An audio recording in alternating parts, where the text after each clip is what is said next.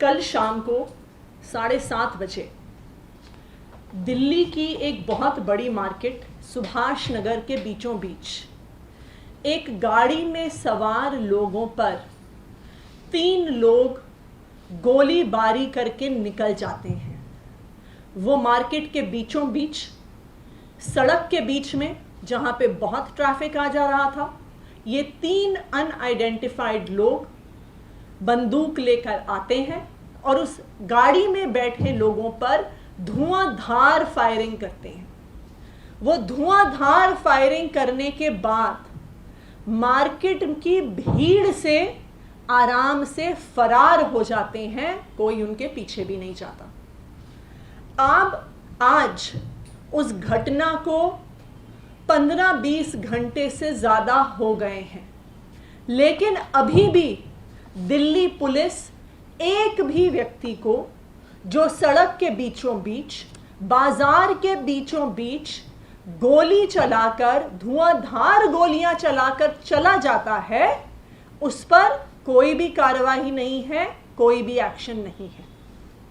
ये दिल्ली की law and order की क्या हालत हो गई है कि एक मार्केट के बीचों बीच शाम के 7:30 बजे कोई भी क्रिमिनल ये सोचता है कि हम आकर गोलियां चलाकर किसी पर चले जाएंगे वहां से, लेकिन हम पर कोई भी एक्शन नहीं होगा। आज किसी में दिल्ली पुलिस का कोई डर क्यों नहीं है?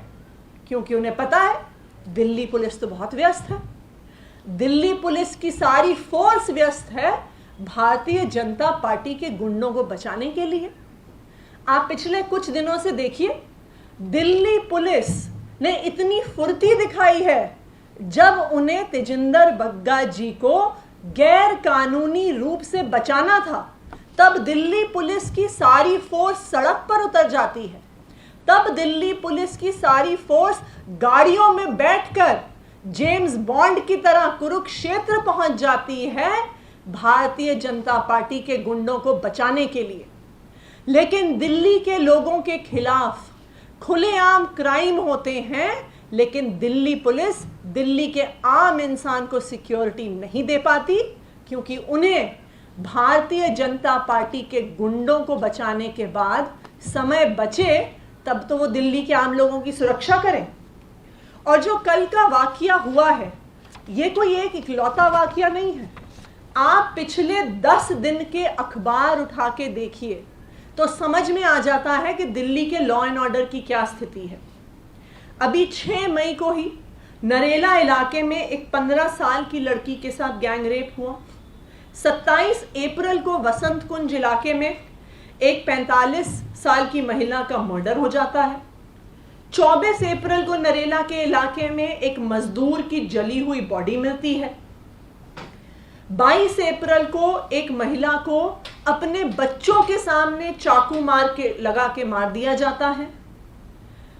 15 अप्रैल को एक महिला जो अपनी गुमशुदा बेटी को ढूंढ रही थी, उसका बलात्कार हो जाता है।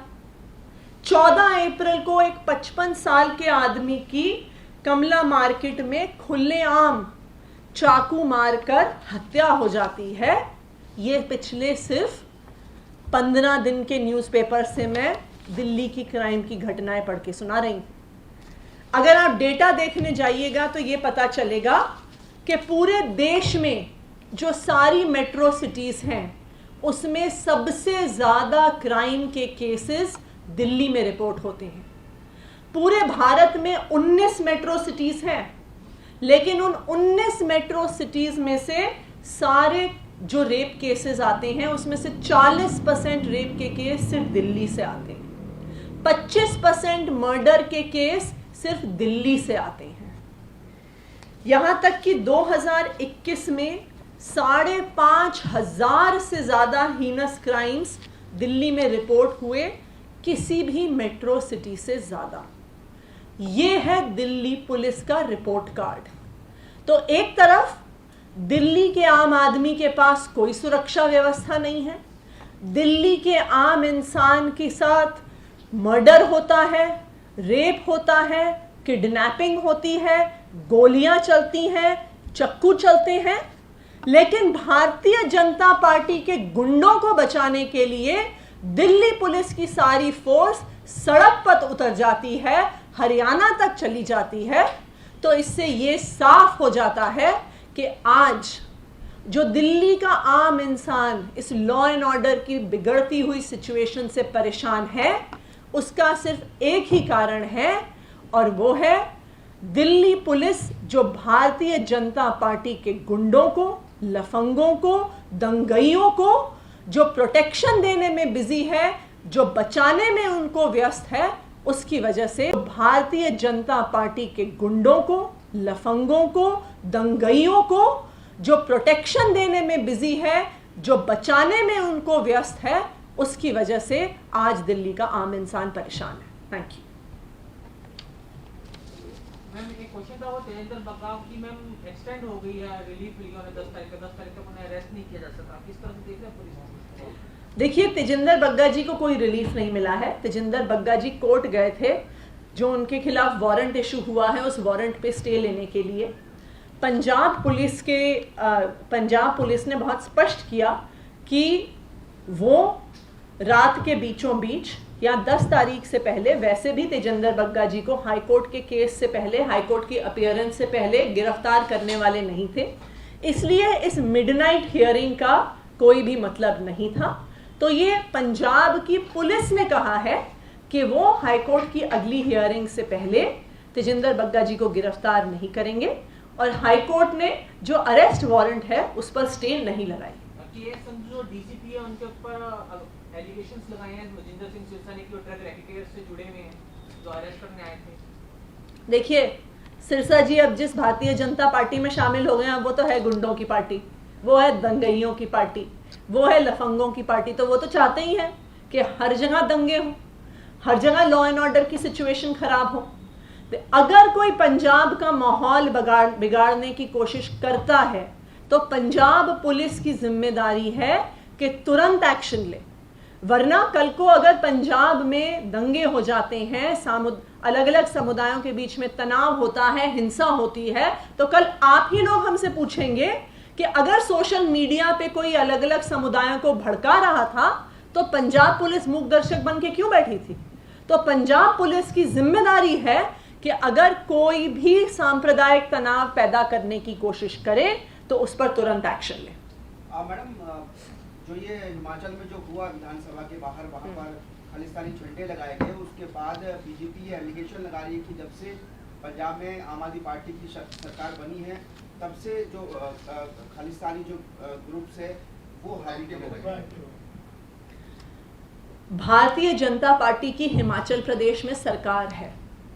भारतीय जनता पार्टी को शर्म आनी चाहिए कि उनकी सरकार होते हुए हिमाचल प्रदेश की विधानसभा पर कोई ऐसे खालिस्तान के झंडे लगा के जा सकता है। किसी भी राज्य की विधानसभा इस देश की संप्रभुता का प्रतीक है। किसी भी राज्य की विधानसभा को सिक्योरिटी देना उस राज्य की सरकार की जिम्मेदारी है, और हमारा यह मानना है कि अगर हिमाचल प्रदेश की भारतीय जनता पार्टी की सरकार अपनी विधानसभा को सिक्योरिटी नहीं दे पा रही है तो वो हिमाचल प्रदेश के आम लोगों को क्या सिक्योरिटी देगी। लेकिन भारतीय जनता पार्टी की तो एक समस्या है, उन्हें अपनी गुंडागर्दी से फुर्सत मिले, उन्हें अपनी दंगइयों को बचाने से फुर्सत मिले, तब तो वो जाके विधानसभा की सिक्योरिटी के बारे में सोचेंगे, तब तो वो जाके हिमाचल के आम लोगों की सिक्योरिटी के बारे में सोचेंगे। लेकिन भारतीय जनता पार्टी का एक ही एजेंडा है। अभी तो भारतीय जनता पार्टी ऊपर से नीचे तक सिर्फ एक तेजिंदर सिंह बग्गा को बचाने में लगी हुई है, जब आपकी पूरी पार्टी, आपकी केंद्र सरकार, आपकी राज्य सरकारों का एक ही एजेंडा है कि गुंडों को कैसे बचाया जाए, लफंगों को कैसे बचाया जाए, दंगइयों को कैसे बचाया जाए। तो इस देश की संप्रभुता का जो प्रतीक है उस राज्य की विधानसभा, उसका लॉ एंड ऑर्डर और सिक्योरिटी मेंटेन करने का आपको समय कहां से मिलेगा? नमस्कार, मैं हूं मानक गुप्ता। अगर आपको हमारा ये वीडियो पसंद आया हो तो इसे लाइक और शेयर जरूर करें, और हां, हमें सब्सक्राइब और फॉलो करना ना भूलें। ताकि आप देश और दुनिया की कोई खबर मिस ना करें। तो जुड़े रहिए हमारे साथ और देखते रहिए न्यूज़ 24।